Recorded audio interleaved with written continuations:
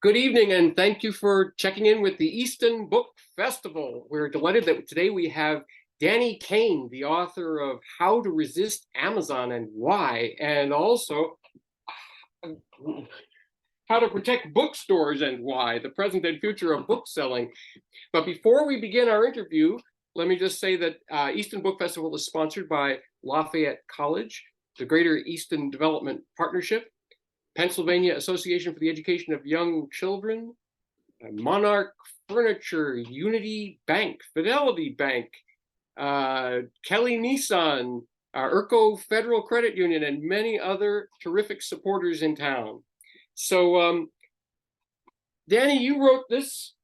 You wrote a zine about 5 years ago about Amazon, and then you revised it, and then you wrote a book, and you revised the book, and then you wrote another book. And this last 5 years or 6 years, you have become a leading voice on the topic of Amazon and independent bookstores, and in particular, speaking to the general public and not just being part of the industry talking to itself. Could you tell me a little bit about that first what was it, an Instagram post or a Twitter post or something A that got you Twitter started? thread. Yeah. A Twitter thread, which is really interesting because I've recently decided to stop being on Twitter at all. But that's where it all began. Um, it was just, I mean, it was nothing special. I was just recounting a little story of what happened in the store. A customer was discussing Amazon pricing with one of our managers, specifically that she could find a particular book online extremely cheaply. And that led me to do a thread explaining why that perception was happening, why Amazon can get away with artificially deflated prices, and why bookstores are worth supporting nonetheless. And then it all kind of it snowballed from there, and it turned the tweets turned into a zine, the zine turned into a book, then a second edition book, and then a second book altogether. But the But goal. I want to stop you for just a second. Okay. You make it sound easy to explain that, but you are a terrific writer. Your nonfiction, your narrative nonfiction voice is extremely clear and very lively and punchy and kind of humorous, but with an edge. And uh,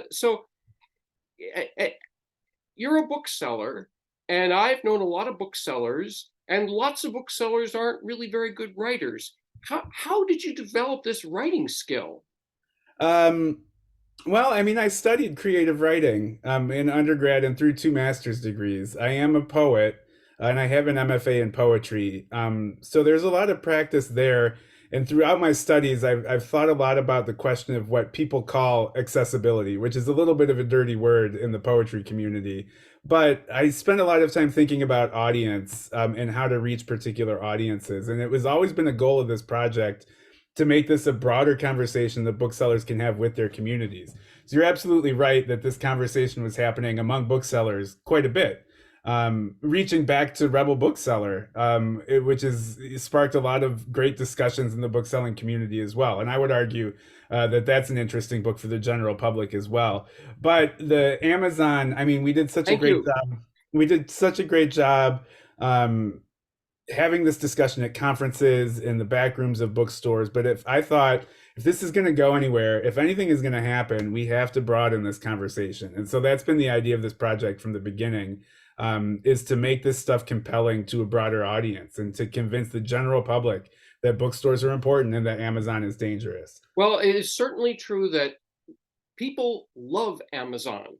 Mhm. Amazon.com is an extremely popular company, has been from early in its history. And so this process of telling people, trying to explain, why it's not a good company is very difficult because they're so good at making themselves they're very good at positive PR for Yeah. themselves, making themselves look very positive. So but you have, even though your book is How to Resist Amazon and Why, which is a sort of a negative message, you have a very upbeat and energetic and proactive and vigorous voice. And that the way that you've managed to kind of have something positive, that sense of activism is a positive thing, is very inviting. And I feel like you brought a lot of people into this battle because you have a positive attitude. You're projecting warmth. And this second book, you completely flip that, and it's all positive. Mhm. How to protect bookstores and why. So what's that process been like for you to engage with a sort of a negative message, but turning it into something that's positive? What's that like? I just think that if you're gonna get people to jump on a bandwagon, you need to give them something to fight for and not just fight against. Hmm. A platform or an activism that's based solely on opposition, I think it would lead me to burnout, and I think I'm not alone in that. It was never my interest to yell at people about using Amazon, to shame people, to criticize other people's shopping habits or economic decisions, because I think that just puts me in that's not a very convincing place to argue from. Rather, I think you talk about communities, you talk about what bookstores can do, you give people a worthy alternative. If you're asking them to consider their spending habits and consider supporting bookstores, you better convince them why bookstores are good as well as why the opposite is bad. Hmm. And You're totally right. I think I wanted the first book, How to Resist Amazon and Why, to be largely a pro bookstore book, even though there's a ton of anti-Amazon stuff in it. But then in talking, touring the book, spending a couple years doing interviews about it, I was like, it's time to really hammer home the message that bookstores are doing innovative work in their communities. They're crucial to their surrounding environments in their towns, and they really have the power to make positive change in the world. Uh, yeah. Now this book uh, has just dropped. This is your Mhm. new book. Yep. Are you on a tour supporting it now? Yeah, well, I mean, part visiting the Easton Book Festival virtually is certainly part of that tour. But one of the great things, the book has case studies of 12 independent bookstores where I visit and interview the booksellers and kind of try to write certain aspects of their stories as they relate to general politics in the bookselling industry as a whole. One of the fun things about this tour, which starts next week as we record this, last week as it airs, is that I'm visiting a lot of the stores that I wrote about. Oh, And great. so,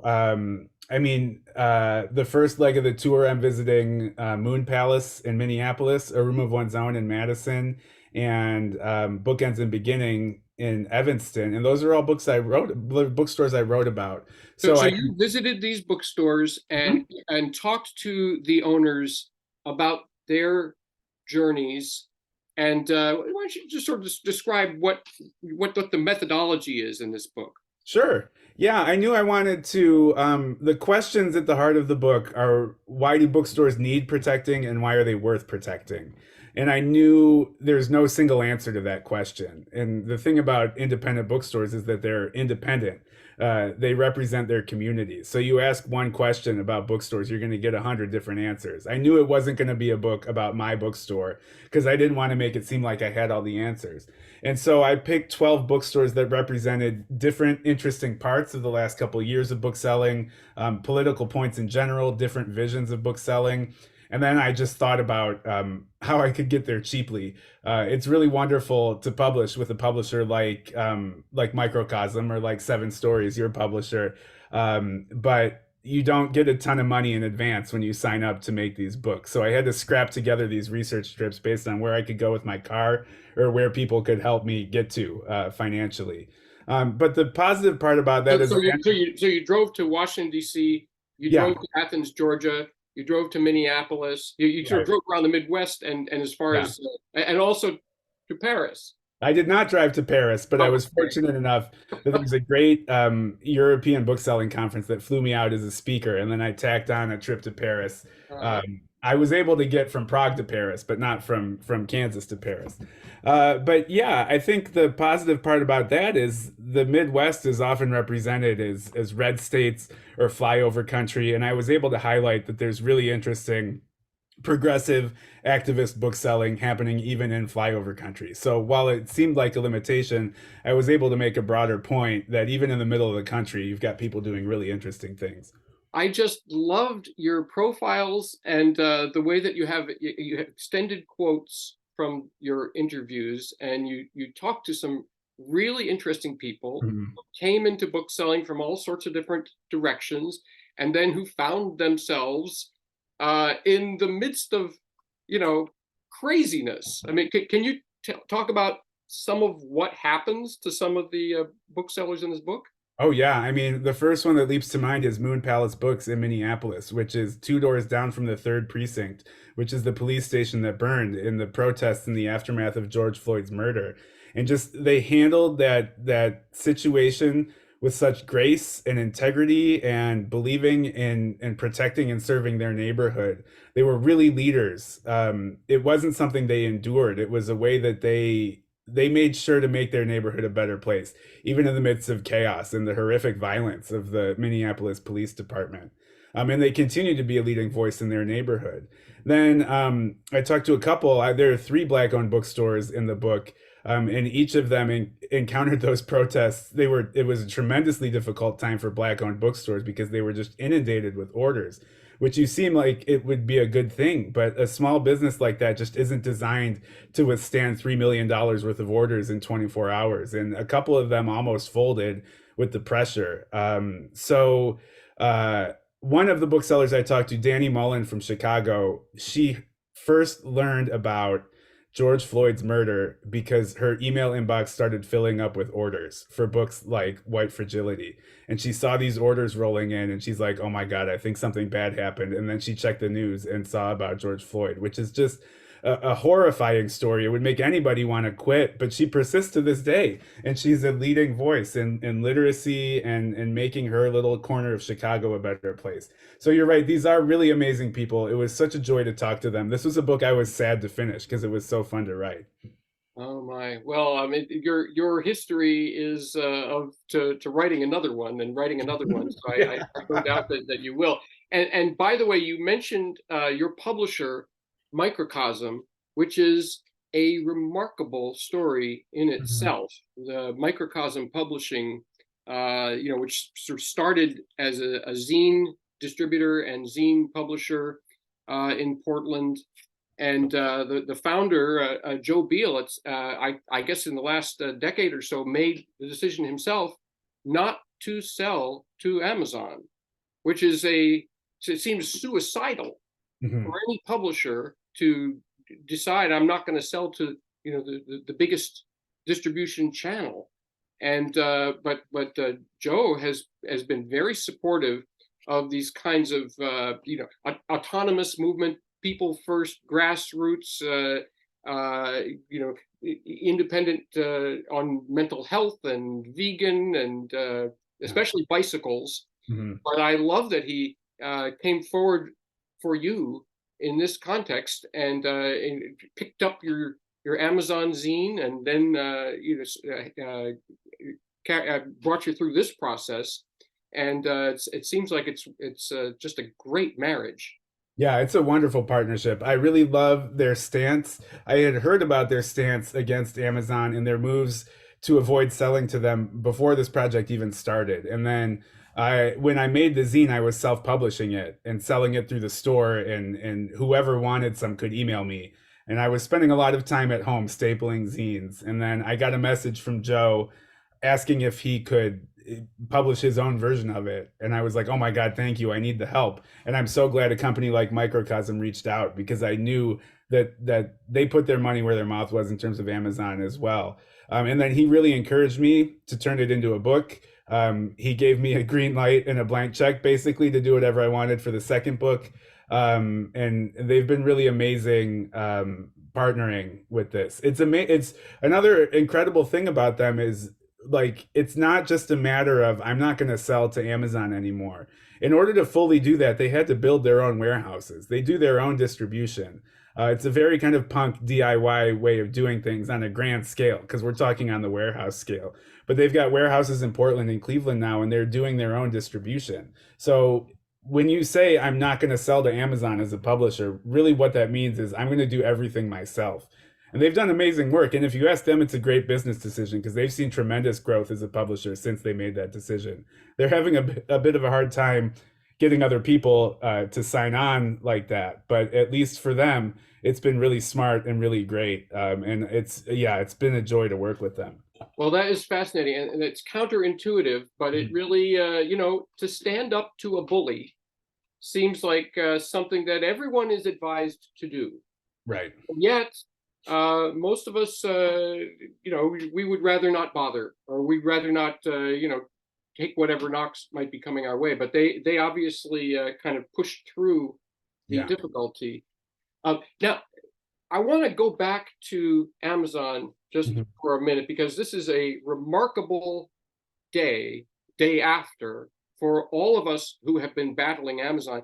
And the Amazon, of course, is a $1 trillion company right now, and they do a lot of different kinds of businesses. They have their cloud business, and they sell the security cameras. And we as independent booksellers, we're a fairly small potatoes Yeah. right now, a couple $100 million of business a year for all the independent booksellers in the country.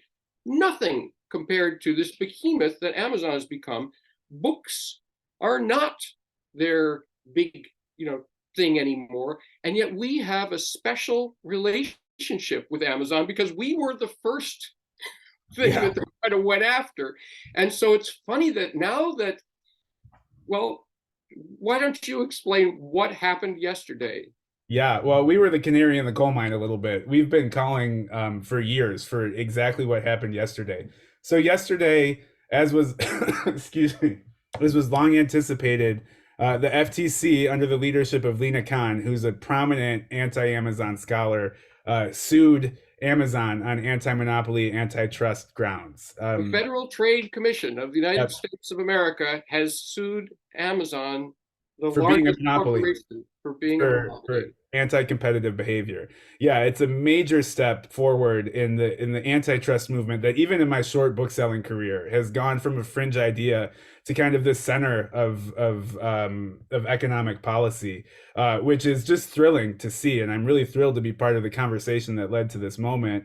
But yeah, and I think from here, um, any number of things could happen. At the very least, we're going to get discovery and learn a lot of things about Amazon that might open people's eyes to just how ruthless and dominating they are.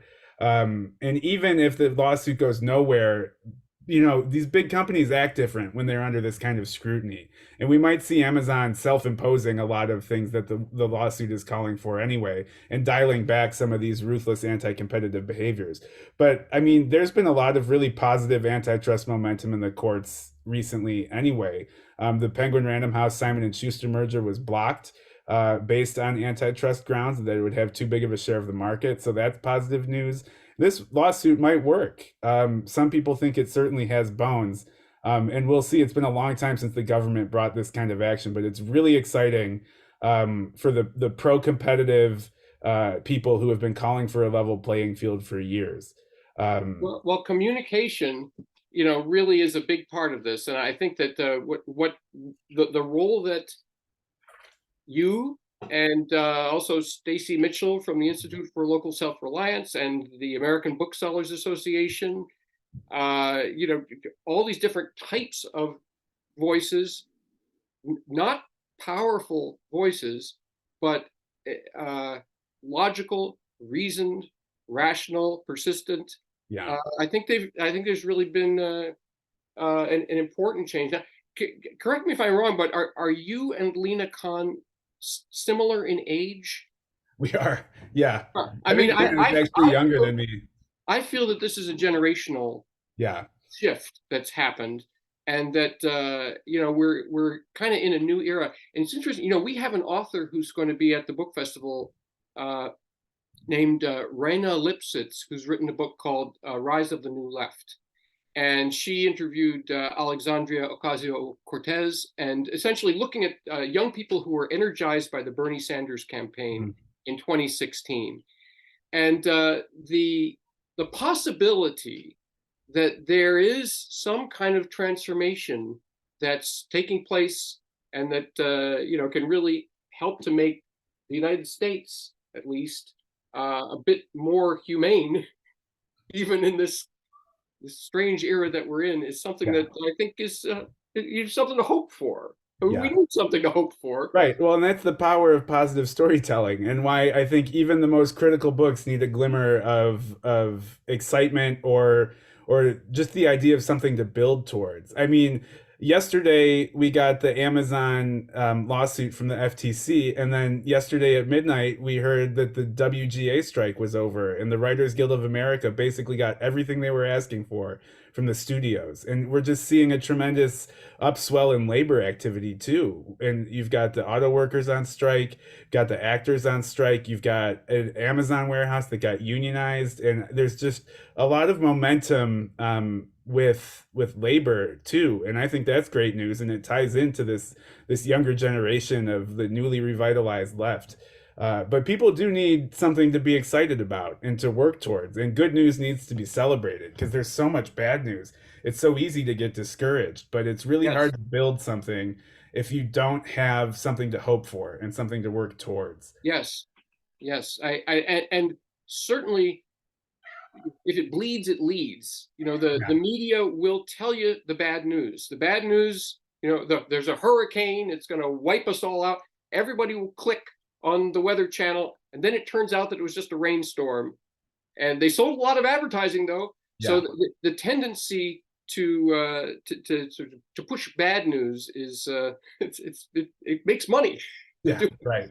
But I love this comment that Emma Straub gave you on the back of How to Protect Bookstores and Why. She said, "One brief warning, I imagine it will inspire more than one reader to join our ranks, so that even though this book is aimed at the general public, it might cause some people to open bookstores." And the remarkable thing about, I feel, the remarkable thing about a bookstore is that anyone can do it. You can't be stopped from opening a bookstore. Yeah. You might be afraid that you can't afford to, Mhm. uh, but I tend to feel that especially young people maybe can take the risk and just try it and see what happens, because you don't know what's going to happen. Sometimes when I was 25 when I opened my first bookstore, and it was successful for years. It gave Mhm. me an income, and that does not always happen. By no means does it always happen, but sometimes it can be a good living. And I just loved that one of the things about this bookstore was that you interviewed a lot of young people who Mhm. had gotten into book selling relatively recently, and early in their careers, and some of them had done a kind of informal apprenticeship. They'd worked in a couple of bookstores before they actually opened their own. All the stories are different, and that's not the only kind of story in this book. There Yeah. are some mid-career people. You talked to Louise Erdrich, who was already a successful novelist when she opened her bookstore. But the idea that this is a kind of activism, opening a bookstore, that is available if you Mhm. choose to do it. I think that I really think this is a very engaging book, because you give voice to people who've recently had that experience, and it was important. They found themselves immediately right at the middle of an important Yeah. conversation in their community, and they obviously, the people you talk to uh, felt that they were doing the good work, and fighting the good fight. So it's Well, thanks, very. Andy. That's very kind of you. I appreciate that, and I was really thankful that Emma was an early reader of the book. She's a good friend and a great bookstore owner herself. Um, so I think it was really important to me to kind of to blow up the traditional vision of bookselling, like a quaint little store that's run by kind of a doddering older person. Not that there's anything wrong with those stores, but I think for a lot of people in the cultural imagination, that's what a bookstore is. And that's certainly one vision of a bookstore. And those bookstores can be great places, but there are a lot of ways to run a bookstore and a lot of paths to take to get to the point where you're owning or running or working in a bookstore. But is in terms of being an activist space, I think bookstores are tremendously important, in part because they're more permanent than other activist spaces. And this is an idea I get from Kimberly Kinder's great book, The Radical Bookstore, that a bookstore being a place with a lease or a mortgage, regular hours, a door that's open on a regular basis, for the most part, suitable protection from the elements. When compared with a protest or an occupation, that's a permanent space. And that's a space where people can reliably interact with people and literature from social movements. And that's just a tremendously important gateway for young potential change makers. And a lot of people have been introduced to social movements through bookstores. And that's a fact to be celebrated and applauded and protected. I really enjoyed reading these books. And you also put out this transitional zine. It's Mhm. 50 Ways to Protect Bookstores, which came out before this book. I love the way that you sort of set your books up with the zine. It seems like it's a brilliant strategy. The the the concept that you can be involved with your local bookstore. You don't have to open a bookstore. Mhm. You can, as a member of the community, you have a role if you self-select. Could you describe some of the ways that the people in the community can take action to protect their local bookstore and to protect the kind of young person who might start a bookstore that we were just talking about? Right. Yeah. Yeah, there are a lot of ways to do it, and they're not all obvious. I mean, of course, being in the store on a regular basis is one, even better if you're buying books. And that's great, and that's what makes the bookstores tick. But there are a lot of other ways. Just making a point of frequenting all kinds of small businesses in your town. And that's not a boycott of corporate retail. That's an intentional supporting of the kind of businesses that build these communities. Again, we're focusing on the constructive, not on the oppositional. Mhm. But even uh, there are a particular kind of children's programming that's coming under attack, whether it's queer books or drag story hours. Often those events need physical protection. They need a barrier between hostile actors and the children who they're aimed for. And so there are a lot of stories recently of people literally forming a barrier between children and the inclusive programming that bookstores are offering them and people who would interrupt that programming. So literally showing up as a voice or a body to defend what the bookstores are doing is increasingly important in an environment that's ever more hostile to certain kinds of stories. But you can also show up in city council meetings. A lot of this, like, there's not a ton an individual person can do to get the FTC to sue Amazon. It can be a really frustrating thing to try to get in touch with your senator, for instance, but you can make really immediate change by going to public comment at City Hall. Should we give this developer these tax breaks? Is that a decision that's going to encourage small businesses, or is it going to make it harder for small businesses? These are little ways. A lot of this stuff starts locally, and you can be a body or voice in your community that works to create a better world for bookstores and the type of people who benefit from them being in the community. Mm, mm. Wow. Well, I feel in Easton, Pennsylvania, where I've now been running a bookstore for 6 years, that I have had uh, a real understanding of what we tried to do. We opened a book and puppet company in 2017, and the Easton Main Street Initiative, which is a community development and business development entity, uh, helped us to become a member of the community and then helped us to find a better location and helped us to negotiate the lease. And subsequently, I wanted to I wanted to launch a book festival. And we have gotten support not only from the a nonprofit community development entity, the Greater Easton Development Partnership, but we also were able to strike up a relationship with our local college, Lafayette College, Mhm. both of which we set up a separate nonprofit. The Easton Book Festival is an independent nonprofit, and both of them have given substantial funds to help to run the Easton Book Festival. So I have experienced Yeah. the positive sentiment towards having a local bookstore. There was not a local trade bookstore at the time that we opened our store here, and I think that the market is ready. The country is ready in many places around the country. I think it's really possible to call on this energy, and that Mhm. you'll get a response. Yeah. So it's just that's why I think it's very helpful to have a book like this to help people to focus and to give them a sort of sense of direction when they may not have a sense of direction, and also hopefully to incite people to sort of step up and go ahead and open that bookstore.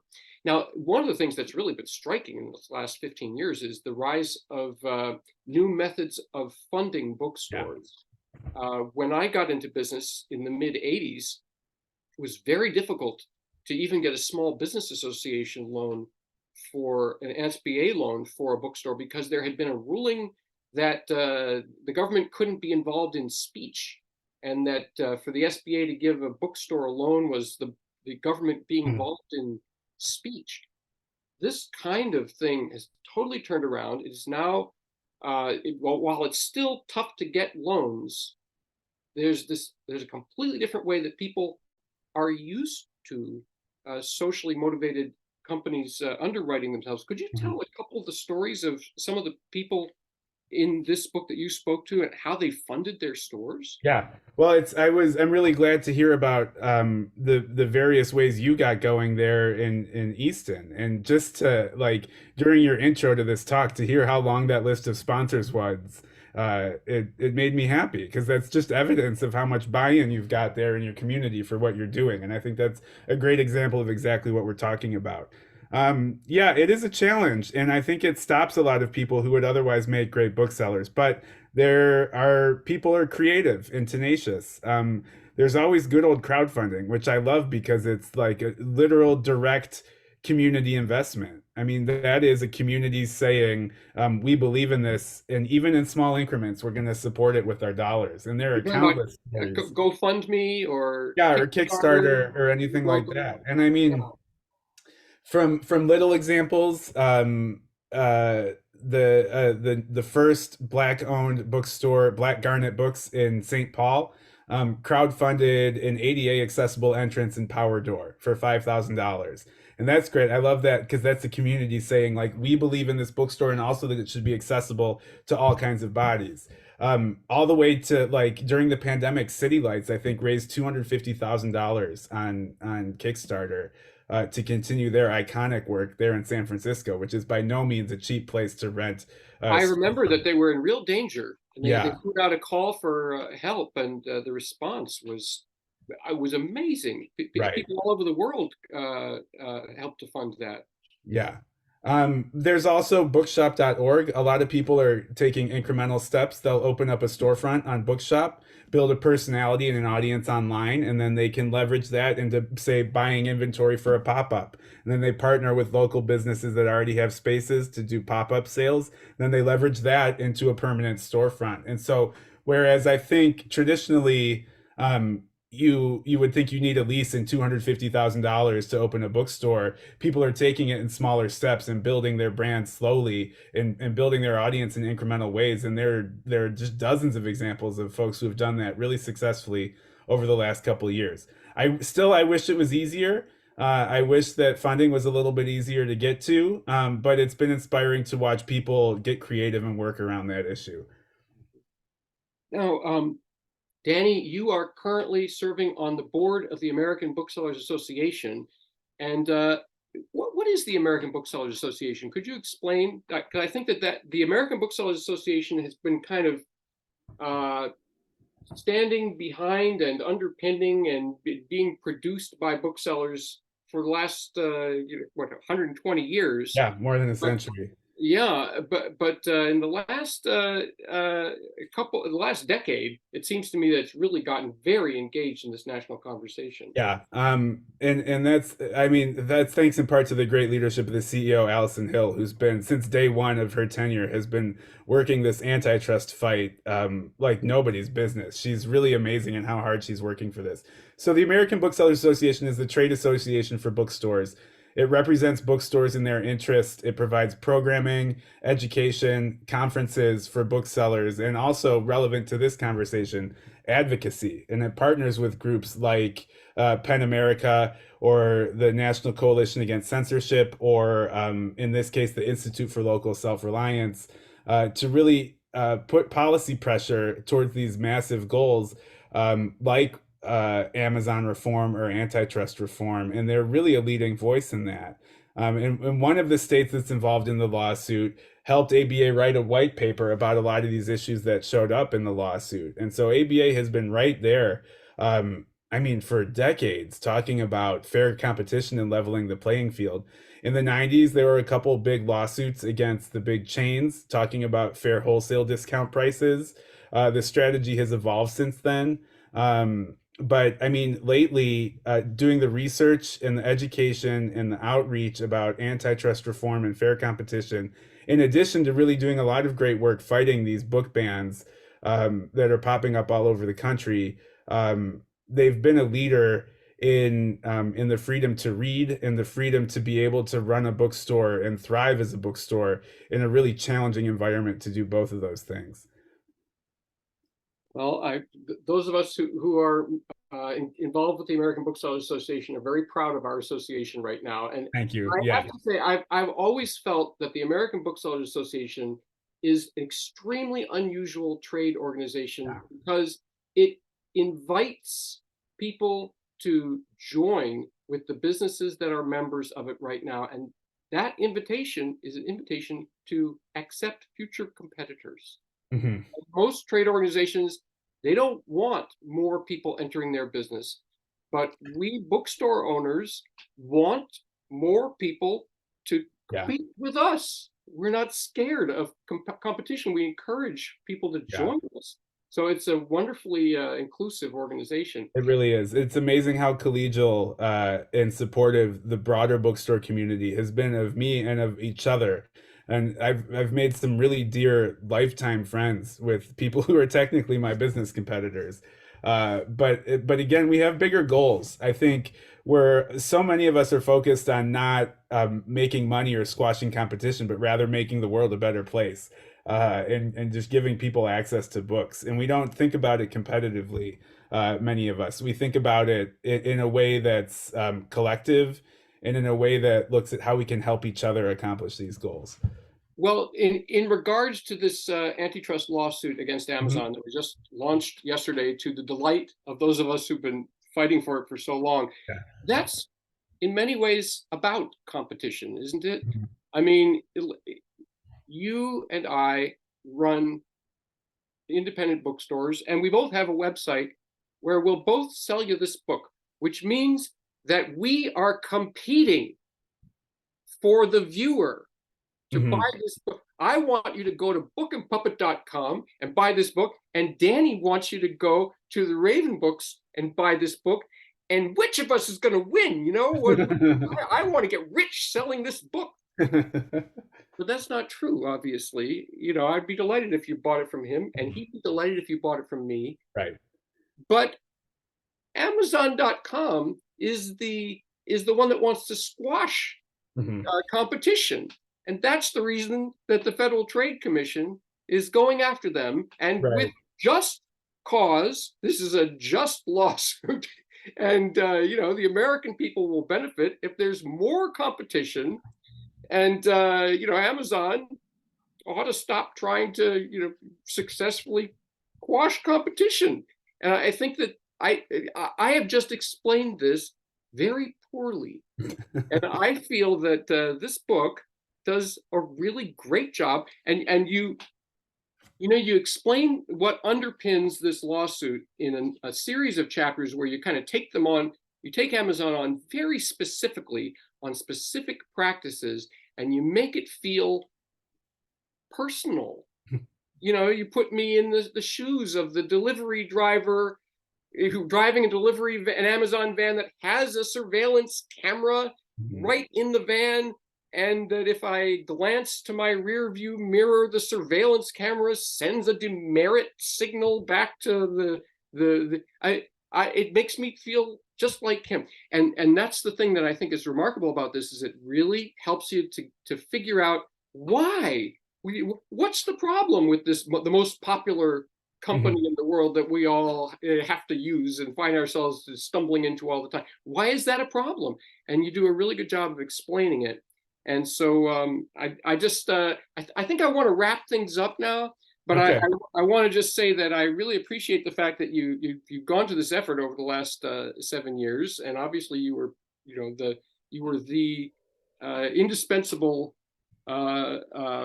writer. You're positioned as a bookstore owner, and also you have these skills, but you just did a great job. Thank So you for the support. And thank you for showing me early on that it was possible to write a very specific book about bookselling that was nonetheless interesting to a general public. I really loved reading Rebel Bookseller, and it kind of gave me the idea that this kind of thing was possible. thank you, Danny. Well, thank you. You've said so many lovely things about I can't keep up with the thank yous. But congratulations on the great book festival. I'm happy to be part of it. And really, please go to bookandpuppet.com to buy these books. And go to Raven. What's your email address? Raven Books. Ravenbookstore.com. But you don't need to know that. Get the books from Andy in his wonderful store. All right, and thank you everybody for tuning into Easton Book Festival for 2023. This is our 5th annual festival, and we are sponsored in part by Lafayette College, the Greater Eastern Development Partnership, Pennsylvania Association for the Education of Young Children, College Hill Tavern, Antonio's, Daddy's Place, and many more. And thank you again to Danny Caine, and we'll see you at the next episode. Cool. Bye. Thanks, Andy.